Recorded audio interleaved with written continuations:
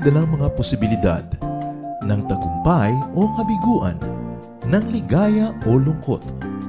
Kaya marapat lamang na tanggapin si Jesus bilang tagapagligtas at Panginoon.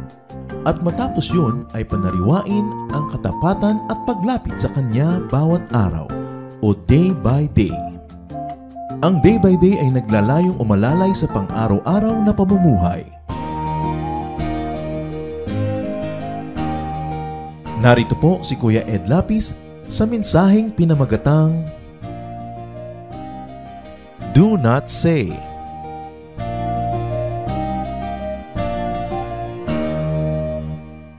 What you say can affect your ears. Bago pa marinig ng ibang tao ang sinasabi natin, tayo na una nakarinig. So what affect your ears can affect your brain. Therefore, it can affect your entire personhood.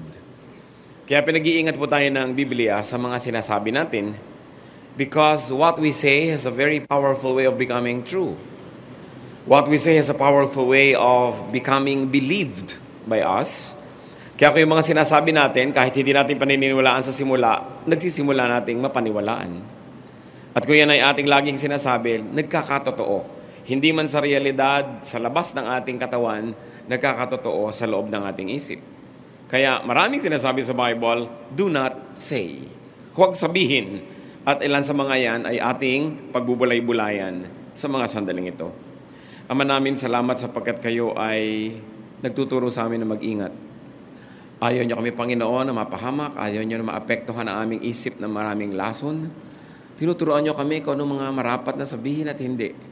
At sa sandaling ito, kami, Panginoon, ay nagpapaturo sa inyo. Kayo po ang maging tagapangaral. Patawarin niyo po kami sa mga kasalanan namin. Malalakim at maliit, alam man namin o hindi, sinasadya man o nagkakataon na nangyayari. Lahat po ng pagkukulang namin, nilalapit namin sa inyong patawarin niyo. Punan niyo, O Diyos. At nawa kayo po ang siyang maging kaaliwan ng aming puso, lakas ng aming katawan, karunungan ng aming isip. Mangusap kayong may kapangyarihan at maging blessing ang paglapit namin sa inyo. We ask for blessings, O God. Bless us with your words. Bless us with your wisdom. Protect us from all lies and falsehood. We ask you, Father, to be our teacher. In the name of your Son, our Lord Jesus, we pray.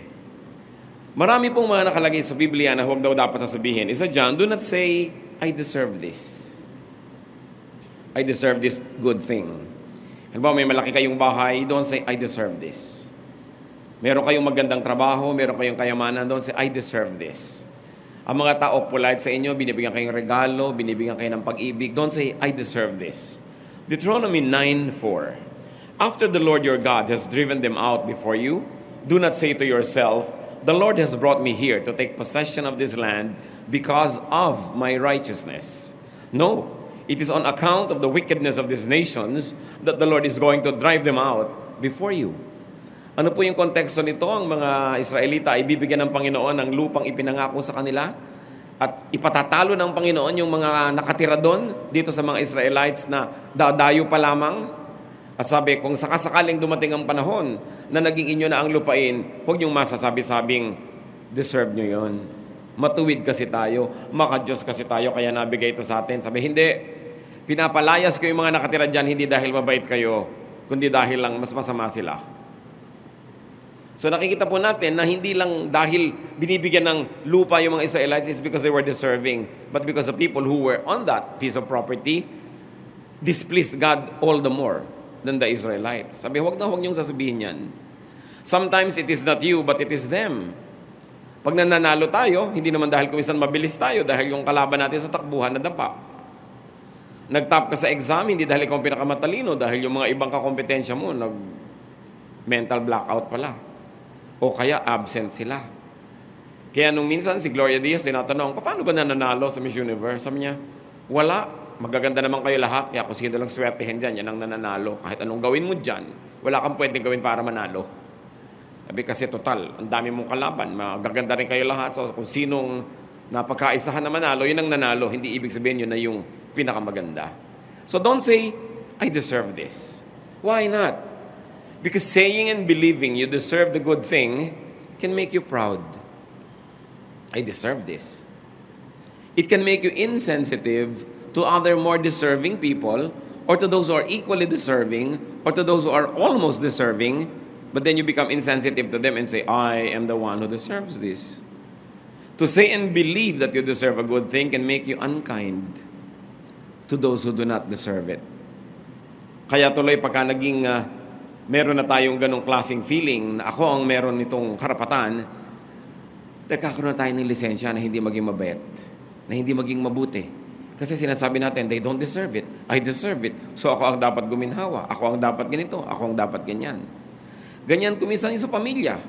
Kung ikaw yung kumikita ng mas malaki, you deserve it. Ikaw na ang you deserve na pumili ng papanooran ng TV channel. You deserve na pumili ng kakainin ninyo. And you have a tendency to be unkind the moment you think that you deserve a good thing. And saying and believing such things can make us selfish.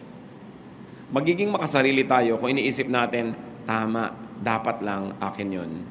And very often, it can make us abusive. Maabuso tayo dahil naisip natin, sa akin naman talaga dapat yun eh. Ako dapat ang nagde-deserve niyan. It's a challenge, brothers and sisters. Naisipin natin, ano-anong mga larangan ng buhay natin, yung nagsasabi tayong, I deserve it. I deserve your attention. I deserve your kindness. I deserve your gifts. I deserve this. I deserve that. No. No one is good. No one is good enough to deserve anything good from God, from men, from life. If good things come our way, God is just being gracious. Or probably the other people around us just deserve it less. But never be proud. Another thing that the Bible cautions us against saying is, don't say later to a needy person. Nangangailangan na yung tao ngayon, huwag mo nang sasabihan ng saka na lang. Bukas na. Next week. May sakit na siya ngayon, sabi mo, dadalawin kita next month. Galing na siya next month, di na kailangan ng dalaw mo. O kaya baka patay na. Isasabi mong, tutulungan kita next week. Sabi nga ng mga Tagalog, aanin pa ang damo kung patay na ang kabayo. Isang kasabihan na nung araw, maraming kabayong alaga ang mga tao, pinapakain nila yan ng damo. Pero what's the point in trying to give damo na patay na? Dahil namatay na sa gutom, ang tagal na naghintay. Huwag mong sinasabing later kung meron ka ng magagawang mabuti. Proverbs 3:28, do not say to your neighbor, come back later. I'll give it tomorrow when you now have it with you. Huwag nang tinatagalan pa. Lalong-lalo kung pasweldo sa mga maliliit na tao. Leviticus 19:13, do not hold back the wages of a hired man overnight. Kung arawan lang yan, bayaran mo na pagka lumulubog na yung araw. Huwag mo nang hawakan pa hanggang bukas dahil isang kahig, isang tuka siya, ikakabuhay niya yan, kailangan niya ngayon, ibigay mo na. Kaya ang mga mangungutang, ang mga tumatanggap, dapat padaliin natin sa mga nagbibigay sa atin na maging mabuti. Kumisan tayo rin ang nagtuturo sa kanila na maging maramot, na maging mapagpahirap. Kasi merong pagka-umutang, pautang naman ng 20,000. Kasi teka lang ha, pumasok ka sa kwarto, dala-dala mo yung 20,000. Ano na, ay 30 nga pa lang kailangan ko. Dadamihan na. O kaya bukas nandun na naman, pautang naman ng 20,000. May mga tao kasi, pag binibigyan mo sila ng mabuti at hindi mo tinutuos, hindi mo ipinapahalata na hirap ka rin sa pagbibigay, hindi ka na dumadaing. Akala nila ang dali, ang ginagawa nila, binabaliwala yung binibigay mo. Madali naman sa kanya yan eh. Sabi, huy, bayaran mo na yung utang mo sa kapatid mo. Malaki naman ang kita niya eh. Diba? Ang dali-dali naman sa kanyang kitain, yung konting perang mahalaga sa akin. Kaya pag sinabi mo na, o kailangan mo, o sige, teka, kukunin ko lang. Ba't di ko ba nalakihan ang sinabi ko? Magsisisi pa. Tapos babaliwalain niya yun. Ang dali-dali naman sa'yo yan eh. Baliwala naman sa'yo yung binibigay mo sa akin. Mayaman ka naman, malaki naman ang kita mo. Yan po ang problema sa mga tao na binibigyan mo na hindi mo ipinapakita na nasasaktan ka habang nagbibigay ka. Akala nila gano'n lang kadali. Binabaliwala tuloy. Mamaya obligasyon mo na. Kaya tuloy yung iba nadadala. Nandito yung hipag mo, umuutang ng 10,000. So ano sasabihin mo? Bumalik ka next week, mag-iipon ako, gagawa akong paraan. Kahit nandito na yung 10. Paano pag inilabas mo agad? Abusado na.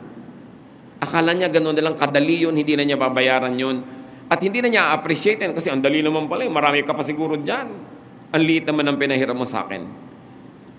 You know, these people who are borrowers, who are recipients, who are not good at heart, make other people who are good, bad. Tayo rin ang nagtuturo sa mabuting puso na sumama. Tayo ang nagtuturo sa mga palambigay na maging maramot din kung hindi mo binibigyan ng halaga ang ibinibigay sa iyo. Pero ang mahalaga na itinuturo dito, kung ikaw yung may kapangyarihan na magbigay, do not delay. And especially payment or reciprocation or appreciation, do not delay. Why not? Because delaying will make you insensitive. Delaying can desensitize you.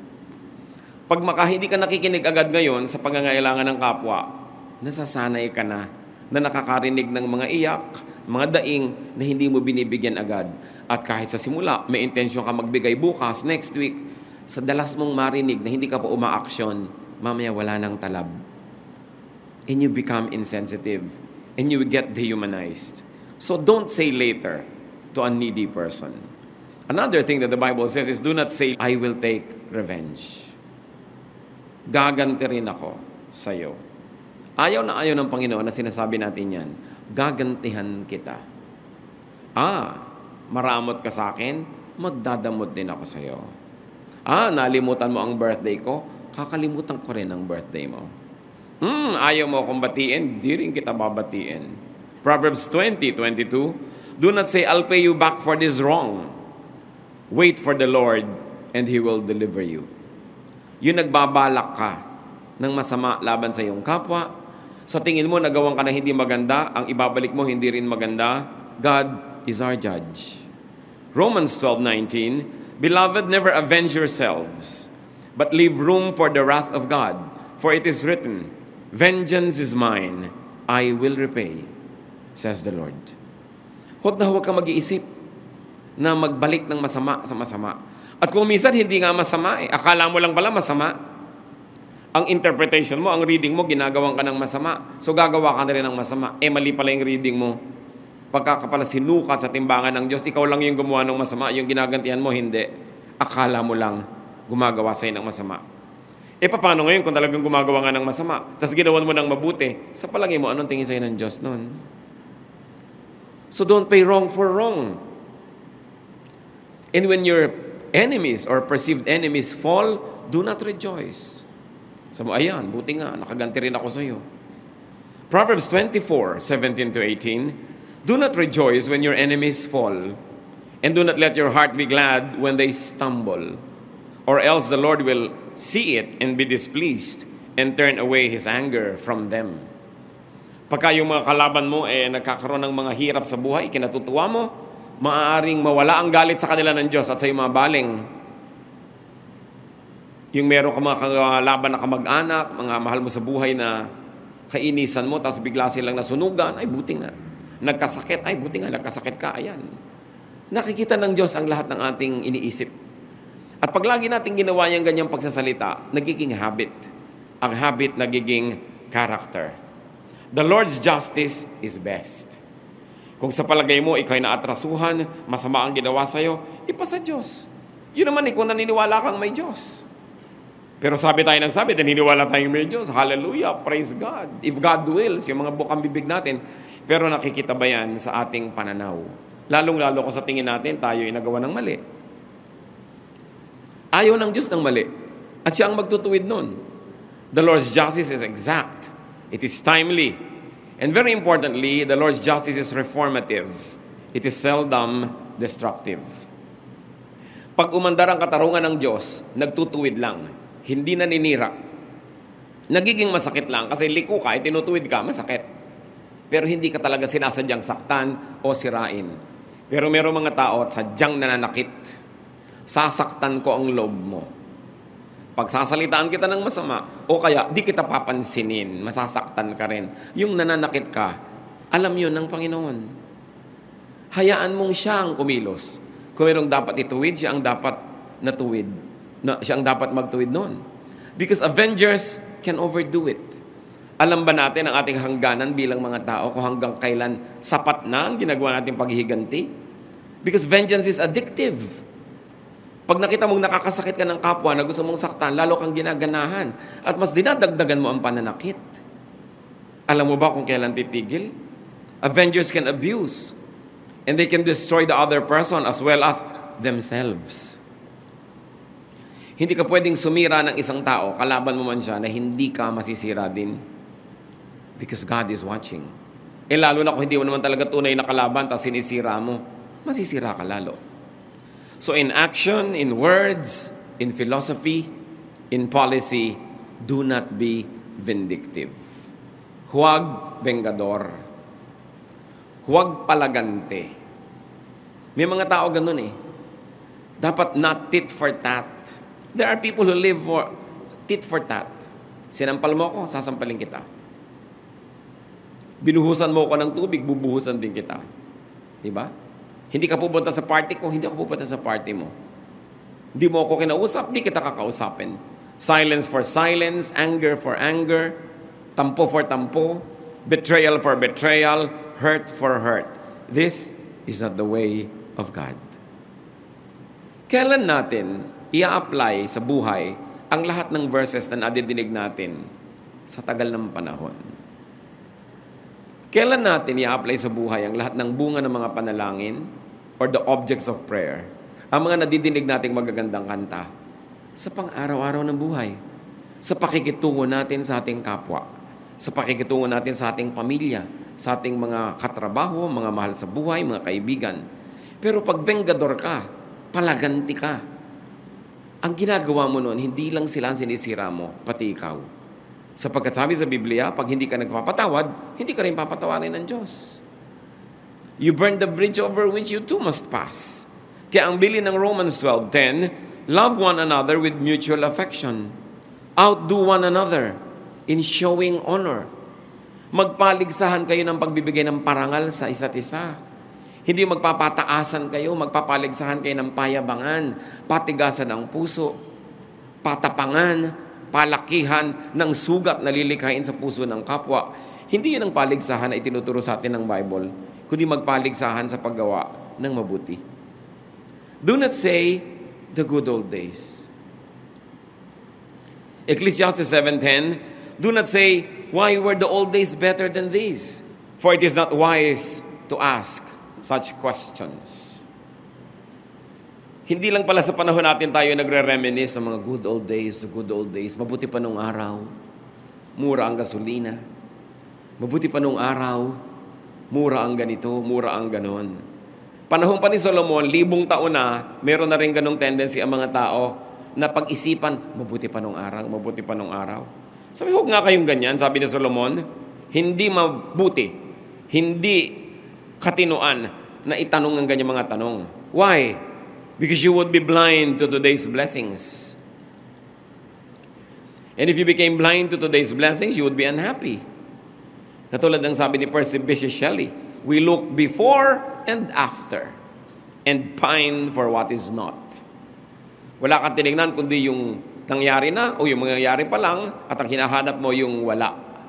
Hindi mo natitingnan yung ngayon. Days are generally better. Life improves.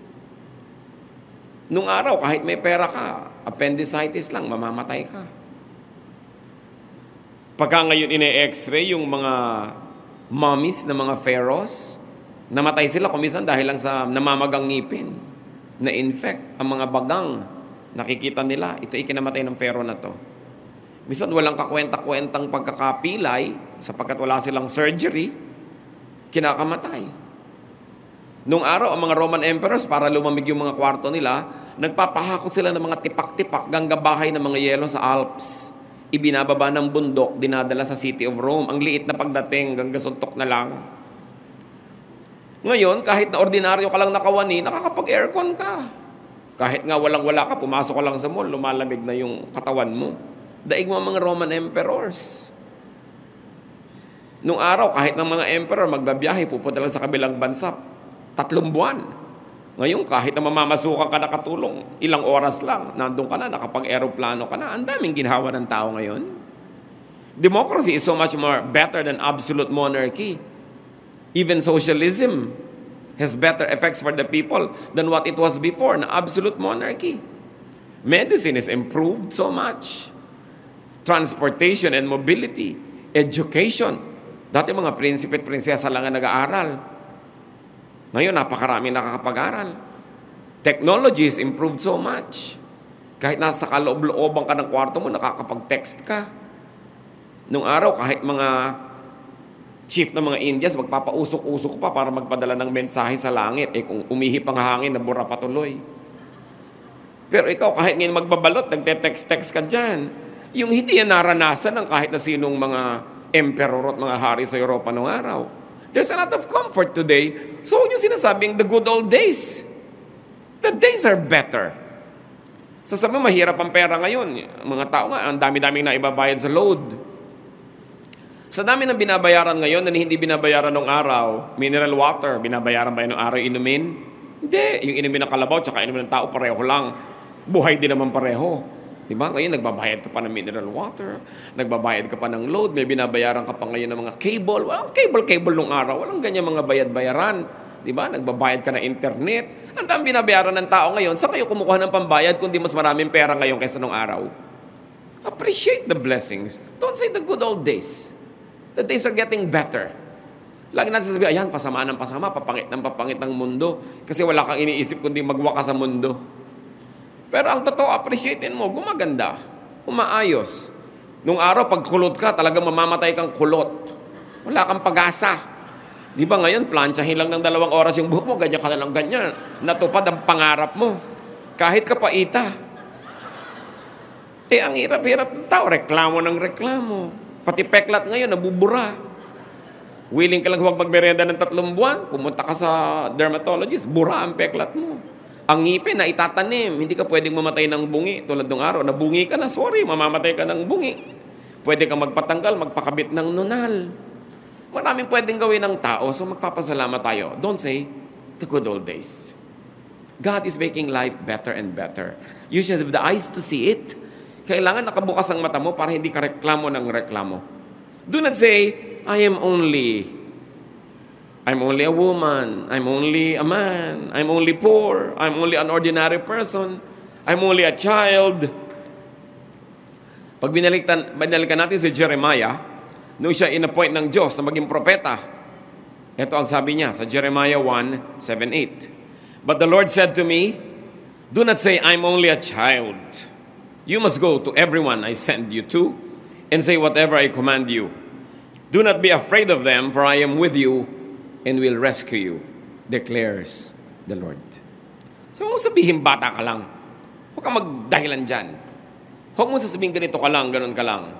Pati si Timothy, isang batang pastor, sinabihan siya ni Paul, 1 Timothy 4:12, don't let anyone look down on you because you are young, but set an example for the believers in speech, in love, in life, in faith, and in purity.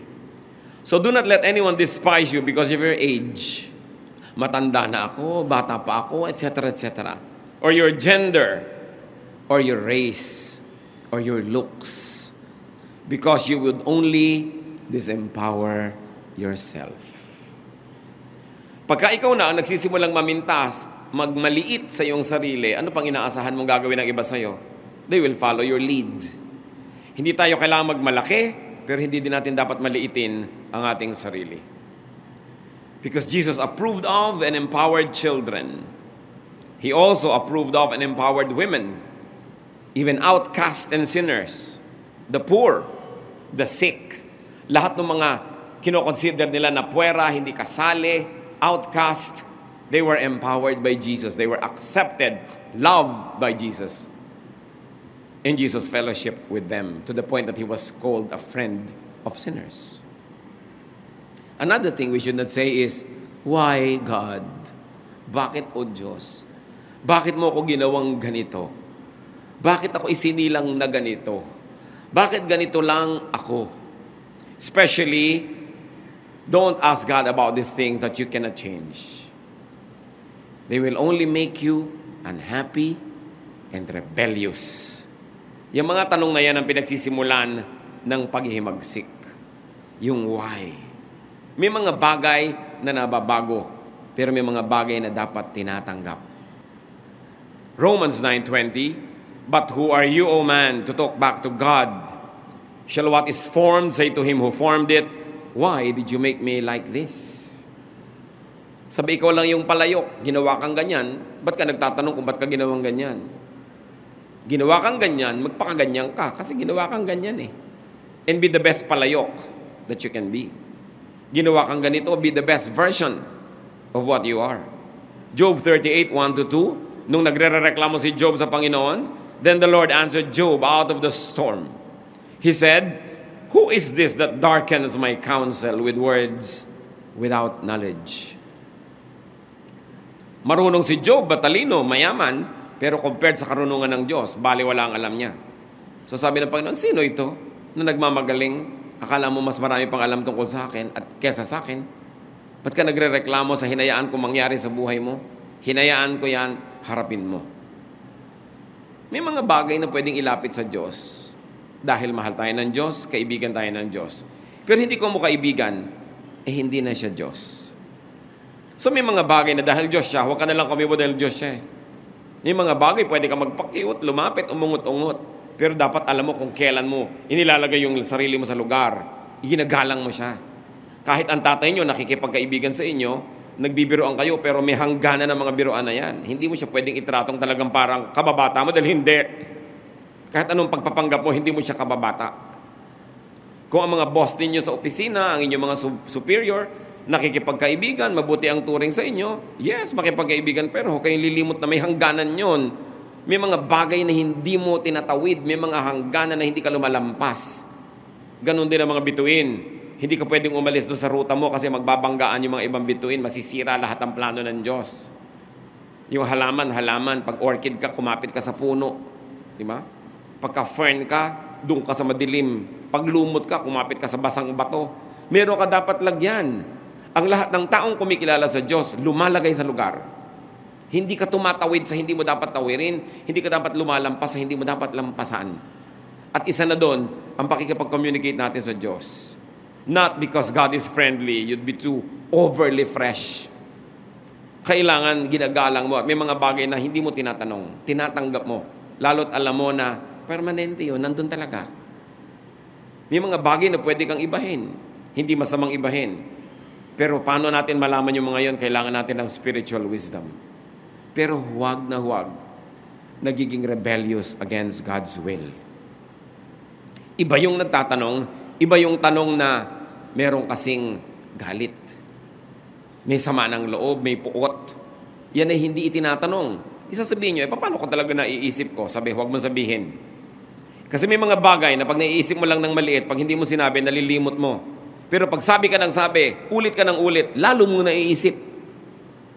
At habang lalo mong naiisip, lalo mong nasasabi. At habang lalo mong nasasabi, lalo mong naiisip, kinain ka na ng buong ideya na yon later on. So may mga bagay that you don't verbalize. Because a thought dies when you don't pay it attention. But the moment you verbalize it, you give it honor, you give it dignity, you give it space in the scheme of things. And the moment you give it space in the scheme of things, it begins to assert itself. And once it begins to assert itself, it can dominate you. Kaya yung mga tukso na iniisip, laging iniisip, tapos binabanggit, mamaya yung tukso na ang nananaig. Yung mga maliliit na unhappiness, pag lagi mong sinasabi, lumalaki. Kinakain ka, nasisira ang iyong pagkatao. May mga bagay hindi dapat sinasabi. Masama ang loob mo sa isang tao, pag sinabi mo doon sa kapwa mo tao, sumama na rin ang loob niya doon, nagkagulo-gulo na lumaki. Sa halip ngayon tuloy, na magkaroon ng kapayapaan, ang pinagsabihan mo pa, galit din, nagkasulsulang kayo ng galit nyo, lalo lang kayo nagalit, gumulo ang mundo. Mga kapatid, tandaan nyo, may mga bagay na hindi sinasabi. Sinasarili. Ang mga totoong tao, nakikilala mo, hindi lang sa sinasabi. Nakikilala mo rin sa hindi sinasabi. Sa sinasarili, sa kinikimkim, at ipinapa sa Diyos. Kailangan ng tao ay tao, hindi tayo hayop.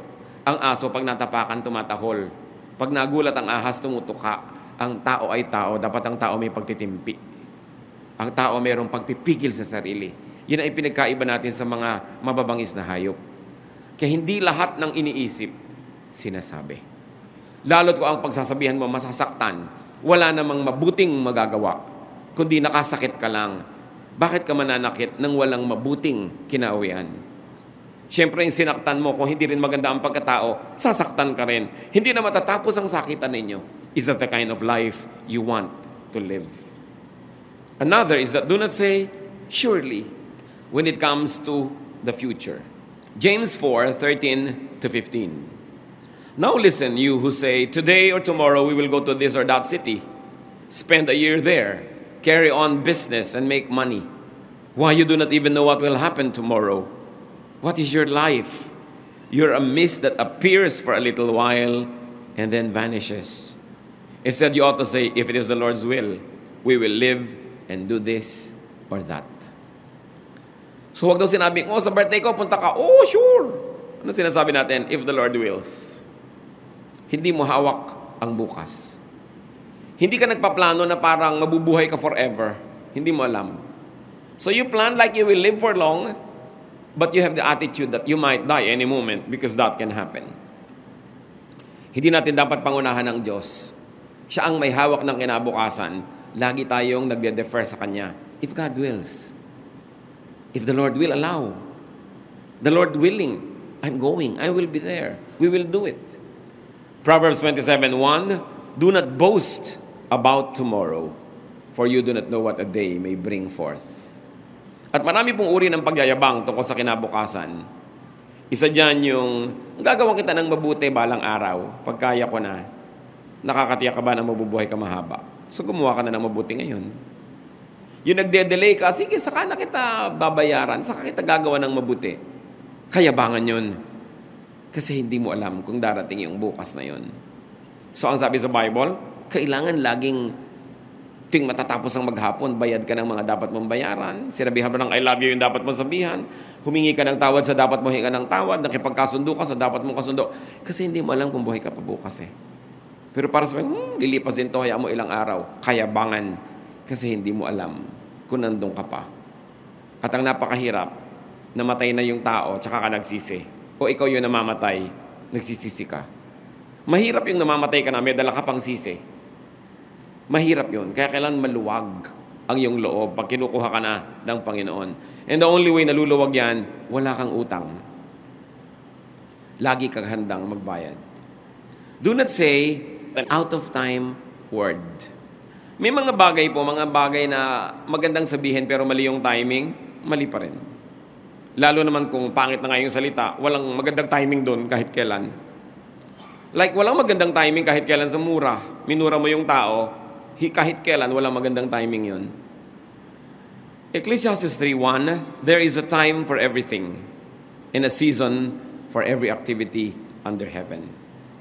And 3:7b, a time to be silent, and a time to speak. May panahon, tahimik ka dapat. May panahon, dapat hindi ka tahimik. Dapat nagsasalita ka. And sino ang wise person? The one who knows when. When to be quiet. When to speak. Kailan magsasabi ng isang word. Sometimes careless words do not help. They worsen a situation. Kaya pinipigilan ng bibig na lagi nagpipiglas na mayroong gustong sabihin. Kailan nyo nakikilala ang kagandahan ng isang tao? Hindi physical, ha? Yung kalooban. Kailan nyo nakikilala? Pagka siya ay mahinahon o pag siya ay galit? Siyempre, pag galit. Lahat ng tao, masamamang tao, pag mahinahon siya, masarap siyang kasama. Maganda ang buka ng muka, maganda ang sasabihin. Pero galitin mo, o subukan mo't galit. Yung inilalabas na ugali, paggalit, ang tunay na ugali ng tao. Kasi kung hindi ka naman galit, siyempre, mapagbigay ka. Pagka binigyan ka, thank you. Pero pag galit ka ba, inabutan ka pa rin ng kape, sabi mo pa rin ba sa asawa mo, thank you. Di ba? Baka tabigin mo pa yung kape. Kasi galit ka. Pag galit kayo mga kapatid, you are under trial. Dahil doon nyo ipakikilala ang tunay nyong pagkatao. Pagka kayo ubusan ng pasensya. Kaya lahat tayo dyan, kailangan magsiyasat ng sarili. Kasi meron talagang nice, ang gaganda ng mukha, ang gagandang ngumiti, ang susweet mag-hello, ang susweet mag-hi. Pero, pag nagalit na, yung ugali lalabas, yun ang totoong siya. Not that person when he is cheerful. Not the person when she is well, when she is having her way. But when things go wrong, that's when the real personality comes out. Kaya marami pong mag-asawa. Dalawa lang ang nangyayari habang tumatagal ang panahon. Lalo mong namamahal. Kasi nakikita mo ang kanyang asal sa oras ng kagipitan. Sa oras ng hirap. Sa oras na nakakagalit. Sa oras ng gutom. Sa oras ng pagod. Lumalabas yung tunay na tao. At kung maganda yung lumalabas, lalo mo namamahal. Pero tuwing nagkakaroon ng hirap, gutom, pagod, ang pangit ng lumalabas na ugali, unti-unting natutungkab yung pag-ibig mo sa kanya. Kung patong-patong na brick siya na matibay, unti-unting nababawasan, nayayanig, hanggang mamaya gigising ka na lang isang araw, hindi mo na pala mahal. Kaya may mga mag-asawa naghihiwalay. Sa naipon na nakitang kapangitan ng ugali. Wala nang maapuhap, wala nang makapang mabutit maganda na panghahawakan para manatili pa. Mas nananaig yung mga nasaktan ka, na inis ka, na offend ka, kesa sa ikaw ay na-cherish, na mahal, na nourish. Kaya may mga naghiwalay. Akala nyo automatic yan, mag-asawa na kayo, forever kayo na, magkaibigan kayo, kayo na talaga? No. Kasi nagkakakitaan kayo ng ugali. At dun sa mga panahon na yun, ang lakas ng withdrawal. Pag gumagawa ka ng mabuti, may deposit. Pero gumagawa ka ng masama, may withdrawal. Anong natitira? May balance ba? O wala? Ang maganda niyan, mga kapatid, tayo yung mga tao na merong karapatan at merong kakayanan na kontrolin ang ating ugali. Kasi hindi tayo hayop. Kaya sabi, be transformed by the changing of your mind. Kung may track record ka na lagi ka na lang may nakakagalit, lahat na lang ng nakasama mo sa trabaho, nakaaway mo, tapos sasabihin mo, binubutasan nila ako, pinagkakaisahan nila ako. Sobra naman, kahit saan ka na lang pumunta, ikaw yung pinagkakaisahan. Sobra kang star, nag-uusap-usap lahat ng kumpanya, para pag dumating ka doon, pagkaisahan ka. O talagang ikaw ang humahanap ng gulo. Halos lahat ng kaibigan mo, ang ending, kaaway mo in the end. Huwag mo nang sisihin pag mahigit 3 na sila. Baka ikaw na yun. Kung isa, pwede pa sibong masama siya, kaya kami nag-away. 2, masama siya, kaya kami nag-away. Pero pag 3, 4 na, mag-isip-isip ka na dahil may common denominator sa problem and it's you. Kaya titingnan natin, ano ba yung ginagawa ko? Paano ba ako nagsasalita? Paano ako nananahimik? Paano ako kumikilos? What was appropriate to say 1 second ago no longer is.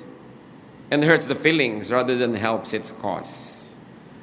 Pag may dapat kang sabihin, lampas na. Timing is very important. And you know what is most important na i-time? Sorry. Mas madali, mas mabilis, mas maaga, mas umuusok, mas mainit yung sorry, mas tama. Pero kung minsan nahuli lang yung sorry ng a few minutes, wala nang talab. Dapat mabilis tayo magsabi ng sorry. I'm sorry, I was wrong. Mabilis. Pero hindi arte. Taos puso. Pag lumampas yung pagkakataon, wala na eh. Tapos na. Time is very important. So it's not really just do not say, but what the Bible is really telling us is do not think this way. Pag sinabi mga kapatid, do not say it, hindi lang do not say, ang ibig sabihin, huwag kang ganyan mag-isip. Ganyan ka kasi mag-isip, ganyan tuloy na sasabi mo. So pag sinabing, huwag mong sabihin yan, ang totoong sinasabi, huwag kang mag-isip ng ganyan. Baguhin ang paraan ng pag-iisip. Kung paano ka nag-iisip, nalalagay sa puso mo ang lahat at mula dyan lumalabas ang mga salita. Matthew 12:34. For out of the abundance of the heart, the mouth speaks. Kung anong laman ng puso, inilalabas ng bibig o ipinapakita ng katawan sa aksyon. At kung yun ang lumalabas sa ating bibig o aksyon, yung hindi maganda, yung nagpapalayo sa mga tao sa atin, nakakaaway tayo, dapat palitan ng laman ng puso. Hindi lang dapat palitan at pagandahin ang bokabularyo. Hindi lang dapat gandahan ang timing. Yung pinagmumula ng bokabularyo natin, yung ating espiritu, yung ating pagkatao, yun ang dapat talaga mabago. At kadalasan, ang mga tao naman, hindi sila likable only because they have been rejected many times. Maraming mga tao, sasabihin nila, hindi naman ako loving kasi hindi naman ako lumaking may nagmamahal sa akin eh. Oo nga, pero maibabalik mo pa ba yung childhood mo para i-replay mo, para may magmahal sa'yo, para maging mapagmahal ka? Wala ka na magagawa sa tapos na. So ang dapat mong gawin, repairin na lang yun. Limutin, matuto mula doon, because God is God of second chances. Nagbibigay ang Panginoon sa atin ng mga bagong pasimula. Gaano karami sa atin ang makakapagsabing lumaki tayo masaya? Sa dinami-rami ng mga masusungit na mga tito at tita, mga madrasta at madrasto, sa dami ng mga masusungit na lola at lolo, sa dami ng mga kaliweteng tatay at nanay, sa dami ng mga malulupit na kapatid, mga kamag-anak na mararamot, mayayabang na kapitbahay, gaano karami sa atin na makakapagsabing, I had a happy childhood? Konti. Pero kung papayagan natin ng mga kapatid na buong buhay natin, maapektuhan tayo ng mga deprivations ng childhood natin, therefore, you will remain deprived. Therefore, every turn and twist and chapter of your life, you're going to reprise. You're going to repeat the bitterness of your childhood. So what is important is to be free from that, to have a new beginning. Whoever is in Christ is a new creation. The old is gone, the new has come. New life comes, a new heart. And God said, I'm going to take away from them their heart of stone, and I'm going to give them a heart of flesh. Mga kapatid, kung meron sa atin na damage ng isang sad experience, marami yan. Nung bata ka, nung teenager ka, nung early adulthood mo, or very recently, don't let that damage keep damaging you by allowing it to make you bitter or unkind. Huwag mong hayaan na maging bato ang puso mo dahil lang nasaktan ka minsan, kasi marami pang pagkakataon para sumaya. Pero kung magpapatali ka sa mga nakaraan, ikaw na ang may kasalanan kung ba't nagpapaulit-ulit yan. By the power of Jesus, we can have a brand new life, a brand new attitude, a brand new way of looking at things. We cannot forever hide behind the excuse that we were deprived. I was raped, I was abused, I was this, I was that. Hindi ko minamaliit yung masasakit na mga karanasan na yan. Nandun na ako. Pero masakit nga eh. Kaya dapat isara, dapat limutin, dapat palitan na maganda. Para yung nawala sa'yo noon, dumating naman sa'yo ngayon. Pero pag hinayaan mo yan na magpaulit-ulit ng epekto sa'yo, and it makes you cynical or unkind or stone-hearted, you will now be the cause of your sorrows. Meron lang nagpasimula nun, pero ikaw na ang nagpapatuloy. Ang isang pinakamalaking kalayaan ng tao, makalaya siya sa nakaraan. Pag more than 10 ka na, 20, 30, 40, 50, imposible na spotless ang nakaraan mo. Marami na yung sugat, marami na yung latay, marami na sakit, hirap at dusa. Sa dami nga na yon, dapat ka makinabang ngayon. It must make you better, not bitter. Nadaya ka once, twice, ayaw mo na magtiwala uli. So buong buhay mo, wala ka ng pagtitiwalaan. Kung balak mo pang sumaya, dapat ka matuto magtiwala muli. Hindi mo dapat sisingilin yung iba sa kasalanan ng iba sa'yo. Sinaktan ka ni Juan, babayaran ni Pedro.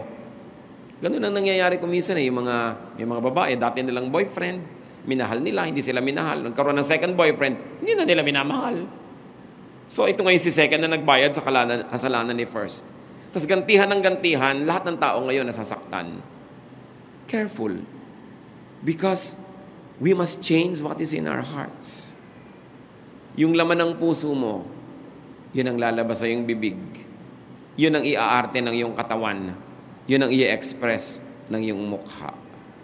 So watch the heart. So careful with words. Because words have a powerful way of becoming true. And words have a powerful way of suggesting to us our line of action. Napapabuti tayo, napapasama sa mga sinasabi natin. Matthew 15:11, what goes into a man's mouth does not make him unclean, but what comes out of his mouth, that is what makes him unclean. Aming Diyos, kami po ay nagpapasuri kung anong ginagawa namin sa aming mga salita. May mga pinagsasasabi ba kaming hindi dapat? At kung ito man ay nangyayari, saan nagmumula ito? Anong mga problema ng puso namin ang pinagmumulan ng ganito mga asal? Siyasatin mo kami, Panginoon. Mapagkunwari ba ang aming mga salita? Ano mga itinatago namin? Bakit? Masakit ba? Mapagmataas? O kaya nagmamaliit sa sarili? Ano ang pinagmumula ng mga diwa kung ba't kami nagsasabi ng mga sinasabi namin? Bakit may mga masusungit, may mga matataray? Bakit may sobra namang mapanglait sa sarili? Bakit may mayayabang? Ba't may iilap? Lahat kami, Panginoon, alam mo, biktima ng marami mga hirap sa buhay. At ang aming dalangin, kumilos kayo para makalaya kami na sa aming bibig, sa aming salita, hindi lang yung salita ang mapansin, yung pinagmumula nito na puso at kung anong laman nito. Magbulay-bulay tayo mga kapatid sa ilang saglit. Kung ano ang kahulugan sa atin ng mga mensaheng ito. At habang lahat ay nakatungo, nais ko pong manalangin mga kapatid. Kung sino man sa atin ngayon, ang alam nyo may mga nakaraan, may nangyari sa nakaraan na masakit, mahirap.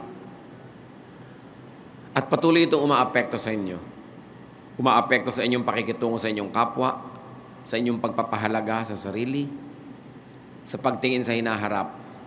If you have been hurt, you were damaged,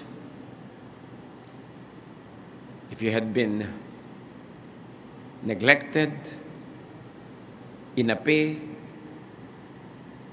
kinalimutan, at hanggang ngayon, alam nyo, may epekto ito sa inyong ugali, sa inyong ginagawa, sa inyong kaligayahan. Nais ko kayo panalangin. While heads are bowed and eyes closed, I want you to stand. I'm going to pray. The Spirit of God will release you as you'll let the power of Jesus cleanse your past. Praise God for you who stand and say, Lord, may mga karanasan ako nung araw na hanggang ngayon, multo pa sa buhay ko. Hanggang ngayon, nagpapahirap sa akin. Hanggang ngayon, umaapekto pa sa ugali ko. Hanggang ngayon, nagiging dahilan ng aking mga takot, mga hirap. It's not an accident that you're here today. It's a date with God who wants to set you free. Just stand and pray silently. Kayong mga tumayo na, purihin ang Diyos sa inyong paglapit sa Kanya. Lahat ng lumalapit sa Panginoon, hindi niya kahit kailan tatalikuran o kakalimutan. Silently, ask God to heal your heart. And silently also forgive people.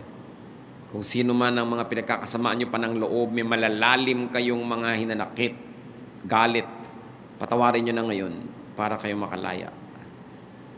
May the power of God be in your hearts so that you may be powerful to forgive. Lord, empower your people to forgive. Thank you for the spirit of humility that people stand and admit that they need you, that there's a wound that has to be healed, na mayroong dapat gamutin. Makipagniig kayo sa Diyos, mga kapatid, ng ilang saglit. Humingi ng tawad sa mga kasalanan na nagawa dahil dito sa mga hinanakit at galit na ito sa kapwa. Humingi ng tawad sa kakulangan ng pagtitiwala sa Diyos. Magpatawad.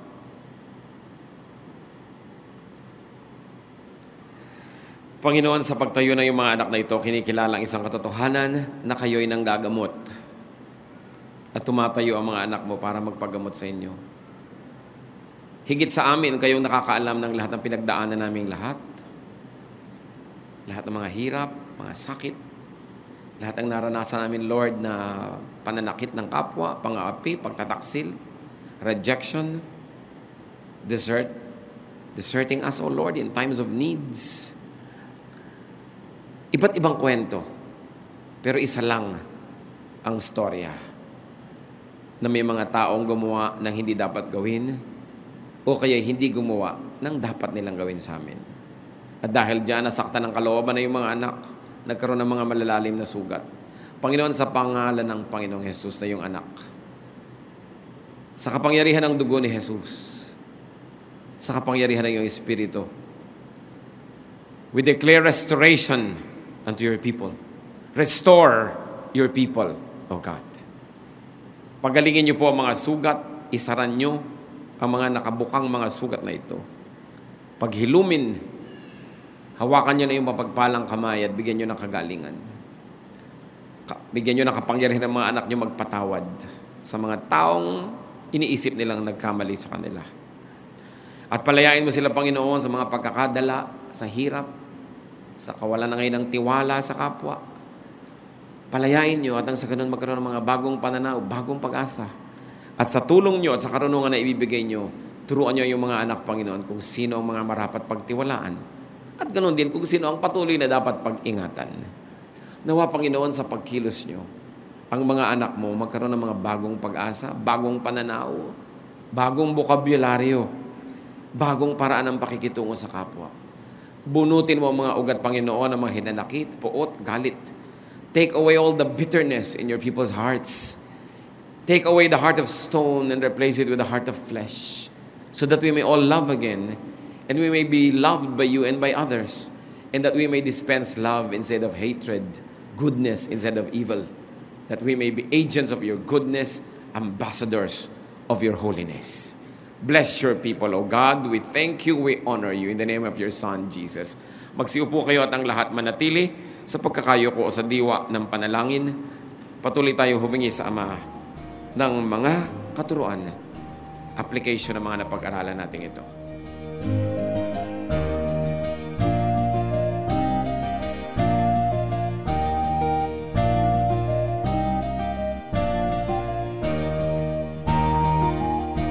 Ang katatapos pong mensahe ni Kuya Ed Lapiz ay pinamagatang Do Not Say.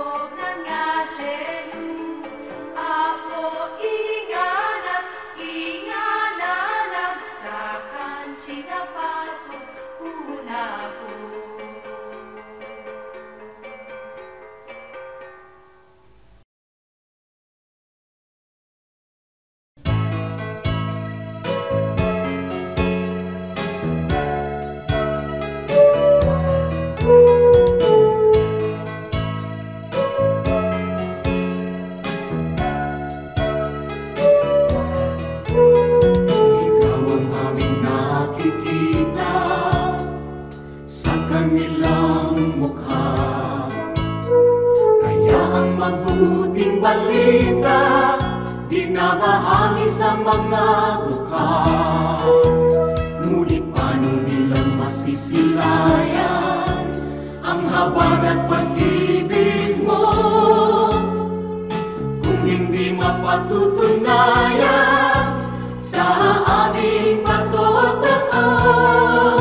Kaya kung paano mo kami kinalingan, kung paano mo kami minahal, sa aming buhay nawa ay magbunga ng pagtitiyaga at pagpapagal sa aming kilos, salita at damdamin. Maranasan nilang totoo ang kabutihang natutunan namin na nagmumula sa'yo.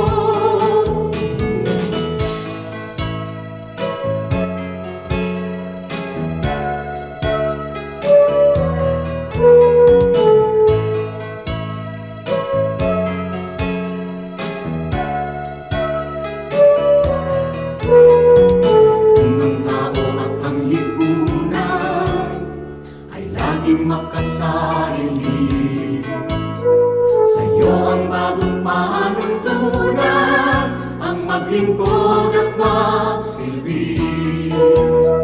Ang aming pananampalataya patuloy mong palaluin, at sa iyong dakilang biyaya di ka naming bibigukin. Kaya kung paano mo kami kinalingan, kung paano mo kami minahal, sa aming buhay nawa ay magbunga ng pagtitiyaga at pagbabagal sa aming kilos, salita at damdamin.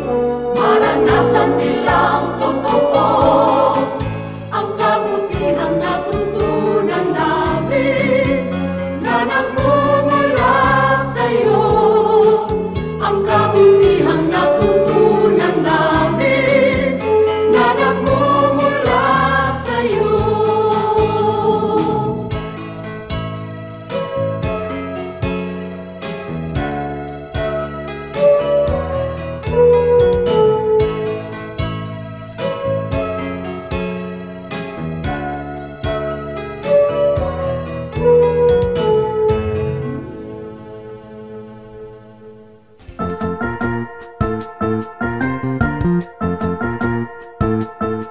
Oras na po para pansamantalang magpaalam ang programang Day by Day.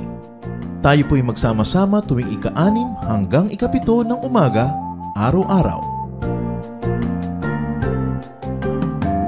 Magandang umaga po at mabuhay ang Panginoong Hesus!